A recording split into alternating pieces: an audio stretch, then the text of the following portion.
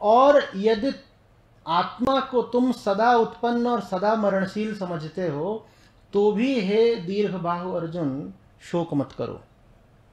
तो अर्जुन चलो तुम्हारी ही मान्यता को पकड़ लेते हैं।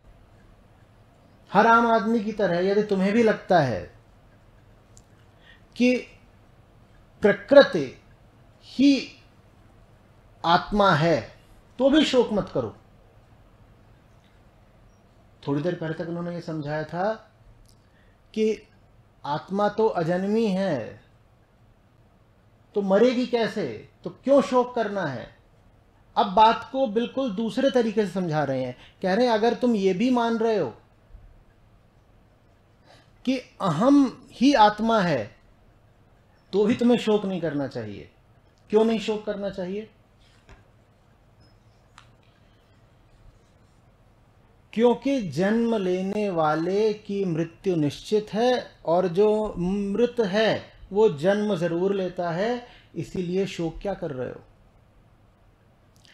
अब ये जो तर्क है इसको बहुत ध्यान से समझिएगा। आत्मा के लिए शोक करने की कोई बात ही नहीं। क्यों?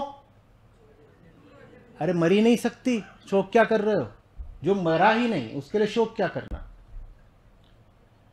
अब रही बात अहम की, तो उसके लिए भी क्या शोक करते हो, क्योंकि वो यदि मरता है तो दोबारा भी तो खड़ा हो जाता है। ऐसा हुआ क्या कि मर के चला ही गया हो। उधर मृत्यु होती नहीं और इधर यदि मृत्यु होती है तो जन्म के साथ होती है, तो इधर भी क्या शोक कर रहे हो। ना उधर शोक करो ना इधर शोक करो, तुम तो वो करो जो उचित है। आप बात समझ रहे हैं। इन दोनों ही स्थितियों में अर्जुन को वो किससे मुक्ति दिला रहे हैं, देखिएगा। वो मुक्ति दिला रहे हैं व्यक्तिगत अहंकार से। आत्मा की बात करो तो भी व्यक्तिगत अहंकार पीछे छूटता है, और वो जो बार बार जन्म लेती रहती है उसका क्या नाम है, अहम वृत्ति। उसकी बात करो तो भी व्यक्तिगत अहंकार से पीछे छूट जाते हो। ये बात महीन है, समझिएगा। व्यक्तिगत अहंकार कहता है उफ मेरे साथ धोखा हुआ,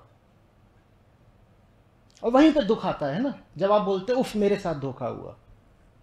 जब आप जान लो कि बात व्यक्तिगत अहंकार की है ही नहीं, कुछ आपके साथ विशेष तौर पर हो ही नहीं रहा है, ये जो धोखा है ये अहम वृत्ति के साथ हो रहा है, और वो वृत्ति सार्वजनिक है, सब में पाई जाती है, तो आप ये नहीं कहोगे ना कि मेरे साथ धोखा हुआ। फिर आप कहोगे जीवन की प्रकृति ही है धोखा। जीवन का तो मतलब ही धोखा है। अब दुख लगेगा, अब दुख लगेगा क्या? अगर आपको पता होता कि सब लोग 500 साल जीते हैं और आप 100 साल में मर जाते तो आपको कैसा लगता है? कैसा लगता है? बहुत दुख लगता है ना।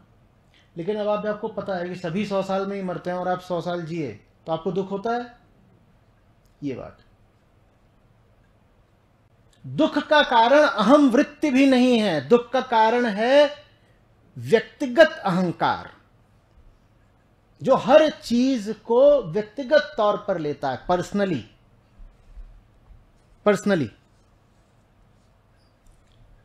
आत्मा के साथ कुछ होता नहीं, और प्रकृति में जो कुछ भी होता है वो व्यक्तिगत नहीं है बाबा।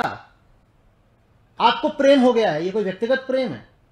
हाँ, आपको लगता जरूर है मैं एक व्यक्ति हूं, वो एक दूसरा व्यक्ति है, और हम दोनों के मध्य प्रेम चल रहा है, और इसका तो किसी तीसरे को पता भी नहीं है, तो ये तो व्यक्तिगत बात ही तो होगी। ये तो बस हम दोनों के बीच की बात है, किसी तीसरे को तो हमने खबर भी नहीं होने दी।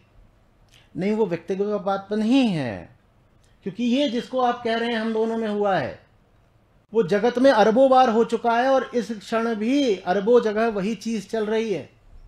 कीड़े मकोड़ों में भी वही चीज चल रही है, नरमादा का खेल। ये बात हम नहीं समझते।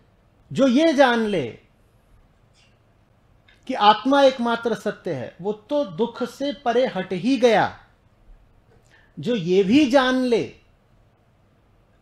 कि आपकी व्यक्तिगत सत्ता कोई मायने नहीं रखती, उसका भी दुख बहुत कम हो जाता है। इसी बात का उपयोग, बल्कि कहिए प्रयोग, महात्मा बुद्ध ने करा था उस प्रसिद्ध कहानी में, जब एक स्त्री उनके पास आई थी, उसके छोटे से बेटे की मृत्यु हो गई थी, बच्चा था, उसकी मौत हो गई थी।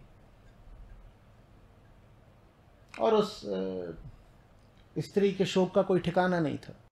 वो बुद्ध के पास आती, कहती ये देखिए कुछ करिए। उसको लगा होगा कि भाई बुद्ध पुरुष है, कुछ चमत्कार कर सकते हैं, जीवित कर देंगे। अब चमत्कार तो होते नहीं, तो उन्होंने इतना कहा कि एक काम करो, जीवित मैं इसको कर दूंगा, बस जीवित करने के लिए कुछ थोड़े से चावल चाहिए। तो पूरे गांव घूम आओ, बड़ा गांव है, किसी ऐसे घर से चावल ले आना जिस घर में कभी भी कोई मृत्यु हुई ना हुई हो आज तक। किसी ऐसे घर से कुछ चावल ले आना, तुम्हारे बेटे को मैं जिंदा कर दूंगा जिस घर में आज तक कोई मृत्यु ना हुई हो। जाओ। वो गई, दिन 2 दिन 3 दिन लगा के सब कुछ छान मारा, एक गांव क्या 4 गांव छान लिए कि कहीं कोई घर मिल जाए जिसमें कभी कोई मरा ना हो, कभी कोई ना मरा हो। मिला ही नहीं। स्त्री लौट करके आई, उसका दुख दूर हो चुका था, क्योंकि पता चल गया था कि वो जो मृत्यु थी वो व्यक्तिगत नहीं थी, वो सिर्फ उसके साथ नहीं हो रहा, वो जीवन की प्रकृति है। आपको प्रेम हो रहा है, आपका नहीं है, वो जीवन की प्रकृति है। आपके यहाँ मृत्यु हो रही है, वो आपके घर में नहीं हुई, जीवन का अर्थ ही है मृत्यु। जो ये भी जान लेता है वो आत्मा के बहुत निकट पहुंच जाता है। जो आत्मस्थी हो गया उसको तो मृत्यु दिखाई ही नहीं देती, कहता है मृत्यु हुई कहाँ है, आत्मा मरती है क्या, उसके लिए तो कोई मृत्यु है ही नहीं। लेकिन जो ये भी जान ले कि जो कुछ भी घटित हो रहा है वो सार्वजनिक है, उसमें व्यक्तिगत जैसा कुछ नहीं, वो भी तर जाता है। उसी व्यक्तिगत मोह से अर्जुन को मुक्त कर रहे हैं कृष्ण। यहां पर जो पूरा मनोविज्ञान है उसको समझिए। यहां पर